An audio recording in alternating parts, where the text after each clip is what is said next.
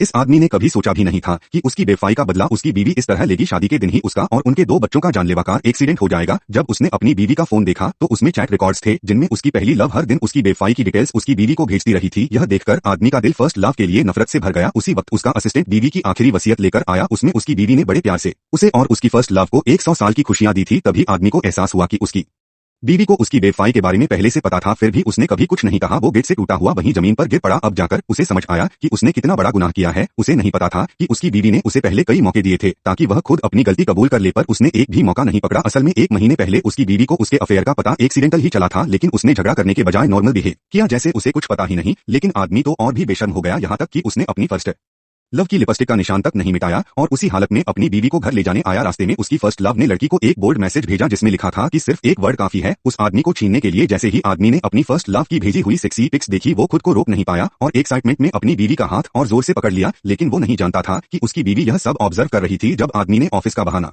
बनाकर कार से उतरने की बात की तो लड़की ने एक शब्द भी नहीं कहा, बस चुपचाप उसे जाने दिया। वो जानती थी कि वो अपनी फर्स्ट लव से मिलने जा रहा है। उसी टाइम उसकी फर्स्ट लव ने एक और मैसेज भेजा जिसमें उसने लड़की का मजाक उड़ाया और कहा कि चाहे दुनिया के सामने कितना भी प्यार दिखाओ कोई फायदा नहीं। अगली सुबह आदमी घर लौटा तो उसने देखा कि उसकी बीवी पुराने घर से उनके दोनों बच्चों को वापस ले आई। उस वक्त उस आदमी को बिल्कुल अंदाजा नहीं था कि उसकी बीवी कुछ ही दिनों में हमेशा के लिए जाने की तैयारी कर रही थी। उसने अपने आखिरी दिनों में चाहा कि उसके बच्चे अपने पापा के साथ ज्यादा टाइम बिता, इसलिए उसने अपने पति से कहा कि अब से बच्चों को स्कूल से लाने और छोड़ने का काम वही करें। आदमी ने खुशी खुशी हाँ कर दी। बच्चे भी यह सुनकर बहुत एक्साइटेड हो गए। लेकिन जब स्कूल से बच्चों को लेने का टाइम आया तो बीवी को उसका पति कहीं नहीं दिखा। उसने कॉल भी किया पर कोई जवाब नहीं मिला। तभी उसे उसकी फर्स्ट लव की तरफ से एक वीडियो मिला जिसमें उसका पति और वो इंटीमेट मोड में थे। यह देखकर बीवी को समझ आ गया कि फर्स्ट लव ने फिर से जीत हासिल कर ली है। अब जब उसकी फेक डेट काउंटडाउन में सिर्फ 1 दिन बाकी था, उसने आखिरी बार अपने पति से मिलकर गुड बाय कहने का डिसीजन लिया। बच्चों को स्कूल से लेने के बाद वो सीधे कंपनी गई। जैसे ही वो ऑफिस पहुंची पति का एक जूनियर आया और इशारों में बताने लगा कि उसका बॉस अंदर फर्स्ट लव के साथ अफेयर मोड में है। बीवी ने सब कुछ अनसुना करने का नाटक किया और दरवाजा नॉक किया, लेकिन अंदर जो 2 लोग बिजी थे उन्हें कुछ सुनाई नहीं दिया। फाइनली पति का असिस्टेंट यह सब और बर्दाश्त नहीं कर पाया और चाबी लाकर बीवी को दी ताकि वो क्वाइटली अंदर जा सके। जैसे ही बीवी ने दरवाजा खोला फर्स्ट लव भागकर टेबल के नीचे छुप गई।